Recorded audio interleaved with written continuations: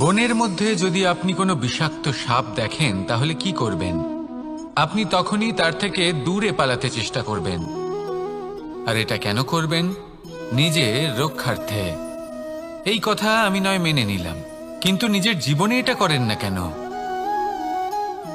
আপনি যেখানেই যান, যে স্থানেই যান না কেন, প্রত্যেক সময় প্রত্যেক মুহূর্তে এমন বিষাক্ত সাপ আপনি অবশ্যই খুঁজে পাবেন।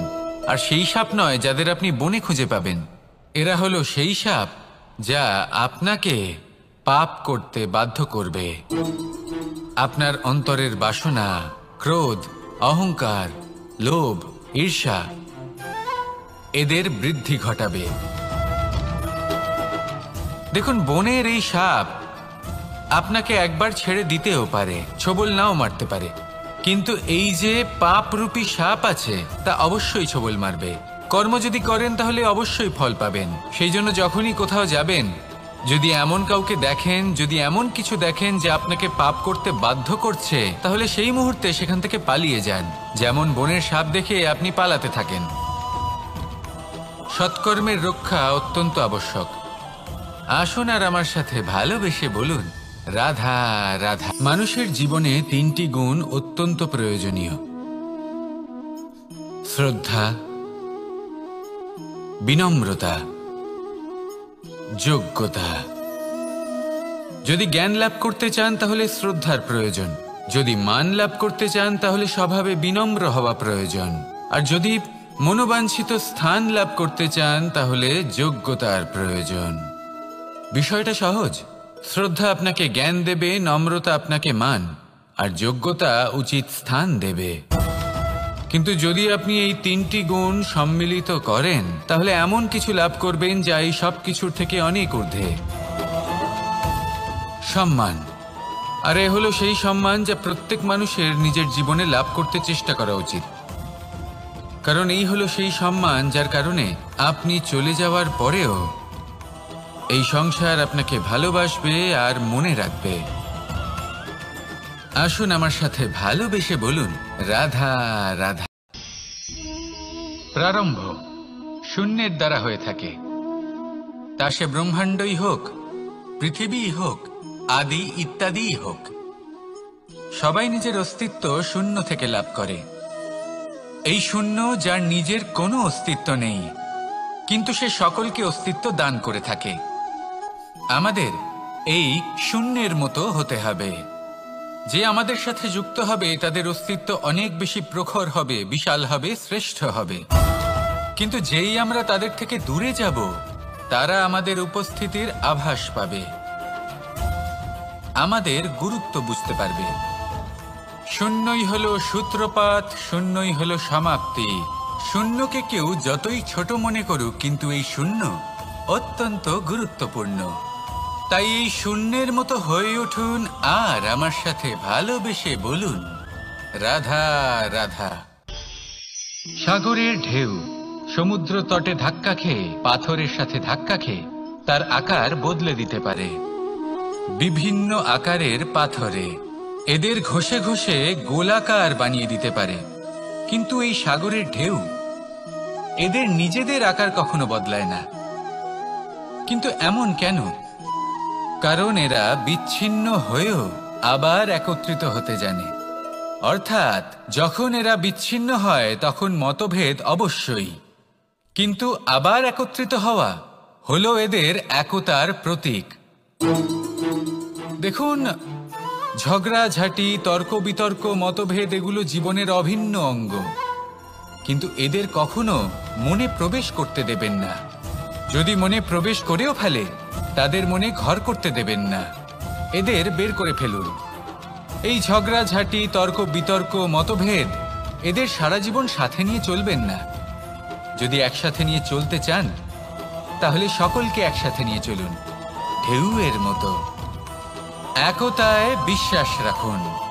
একসাথে মিলে যদি এগোতে থাকেন তাহলে অনেক দূর পৌঁছবেন, নয়তো শুধু দূরের কথা ভেবেই যাবেন। কি চান সেই সিদ্ধান্ত আপনারই। আসুন আর আমার সাথে ভালোবেসে বলুন, রাধা রাধা। এই সাগর হলো বিশাল, কথায় আছে যে জীবনের উৎপত্তি সাগর থেকেই হয়েছে। কথাটা ঠিকও। এই সাগরই আমাদের ভিন্ন ভিন্ন ধরনের বনস্পতি প্রদান করেন, মণি এবং মুক্ত প্রদান করেন। আমরা কতটা তুচ্ছ সেই বিষয়ে আমাদের উপলব্ধি ঘটান, আমাদের প্রেরণা প্রদান করেন, যাতে আমরাও সাগরের মতো বিশাল হয়ে উঠতে পারি। এই সাগরের অনেকগুলো গুণ আছে যা আমরা শিখতে পারি। আজ আমি কথা বলবো একটা বিশেষ গুণের বিষয়। বেশিরভাগ মানুষ মালিন্য, নোংরা পদার্থ, নোংরা বস্তু, অপদ্রব্য এই সাগরে ভাসিয়ে দেন। কিন্তু সাগর এই পদার্থ নিজের মধ্যে একত্রিত করে রাখেন না, এই সব নিজের ভেতর থেকে বাইরে বের করে দেন। এ হলো অত্যন্ত শ্রেষ্ঠ একটা গুণ। কিন্তু এই কাজকেও সার্থক করার জন্য সাগরেরও একটা তটের প্রয়োজন পড়ে, যেখানে সাগর এই সব বস্তু বাইরে বের করে ফেলতে পারে। আর মানুষও ভিন্ন কিছু নন। দেখুন, মানুষেরও তো একটা তটের প্রয়োজন পড়ে। এই তট, তিনি হয়তো আমাদের গুরু হতে পারেন, আমাদের মা বাবা হতে পারেন, ভাই বা মিত্র হতে পারেন, বা হয়তো সেই সমস্যাগুলি যার থেকে আমরা দূরে পালিয়ে যাচ্ছি। কারণ যখন আপনি এই সমস্যাগুলির সম্মুখীন হবেন, শেষ পর্যন্ত আপনি শিক্ষাই পাবেন। সব থেকে বেশি গুরুত্বপূর্ণ এই মনকে পবিত্র রাখা। আর তার জন্য একটাই উপায় আছে, এই মন তার মন্থন করা। যদি এই মনের মন্থন করেন তাহলে পূর্ণরূপে পবিত্র হবেন। আর এই মন, আপনি তো জানেনই, প্রসন্ন হয়ে বলবে রাধা রাধা। নেকড়ে, নেকড়ের বিষয়ে আমরা সকলে জানি। ওরা খুবই নিষ্ঠাবান এবং অত্যন্ত সতর্ক থাকেন। ছোট ছোট মূর্খতা করে বসেন। এনারা হাড় চিবোতে খুব ভালোবাসেন, কিন্তু চিবোতে চিবোতে এদের মাড়ি ছড়ে যায়, সেখান থেকে রক্তপাত হতে থাকে। সেই রক্ত ওনারা পান করেন, আর ওনাদের মনে হয় এই রক্ত হাড় থেকেই পাচ্ছেন। ওনারা ভাবেন যে এই হাড় চিবিয়ে আমরা আনন্দ লাভ করছি, কিন্তু আসল সত্য হলো এটাই যে ওনারা নিজেদেরই ক্ষতি করছেন। আমরা মানুষ, আমাদের সাথেও এমনটাই হয়। কখনো কখনো ভুলবশত আমরা এমন কোনো কাজ করি, আর আমাদের মনে হয় যে আমরা বাইরে থেকে আনন্দ লাভ করছি, কিন্তু সত্য হলো এটাই যে আমরা শুধুই ক্ষতিগ্রস্ত হচ্ছি। এটা হলো খুব বড় একটা শিক্ষা যা আমাদের শেখা উচিত। তা হলো এটা যে আমাদের বোঝা উচিত যে কখন আমরা লাভবান হচ্ছি আর কখন ক্ষতিটাকেই লাভ বলে মনে করছি। এই শিক্ষা যদি আপনি প্রাপ্ত করতে পারেন, তাহলে এই সংসারে আপনার থেকে বেশি প্রসন্ন আর কেউ থাকবেন না। তাহলে আসুন আর আমার সাথে ভালোবেসে বলুন রাধা রাধা।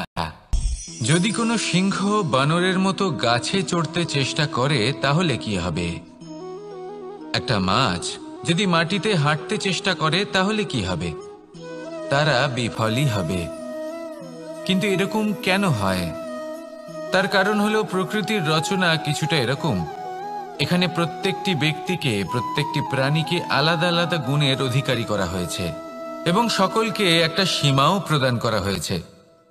এবার এই যে বৃক্ষ, পশু, পাখি, এদের মধ্যে সেই ক্ষমতাই নেই যে এরা নিজেদের যাচাই করতে পারবে, নিজেদের সীমাগুলো বুঝতে পারবে, নিজেদের সদ্গুণগুলো চিনতে পারবে। এরা সেটা করতে পারবে না। কিন্তু মানুষ তো আলাদা। মানুষের কাছে সেই বিশেষ শক্তি আছে যে তারা পূর্ণরূপে নিজেদের যাচাই করতে পারবে, নিজেকে পূর্ণরূপে বুঝতে পারবে, নিজের দোষ, নিজের অপগুণ, নিজের সদ্গুণ, নিজেদের সীমাগুলো তারা বুঝতে পারবে। আর এটা অত্যন্ত গুরুত্বপূর্ণ। কথায় আছে যে যদি সাফল্য লাভ করতে হয় তাহলে নিজেকে যাচাই করে নিতে হবে।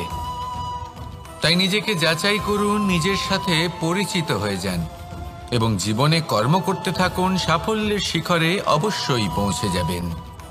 আর ওখানে যদি যান তাহলে এই মন প্রসন্ন হয়ে অবশ্যই বলবে রাধা রাধা।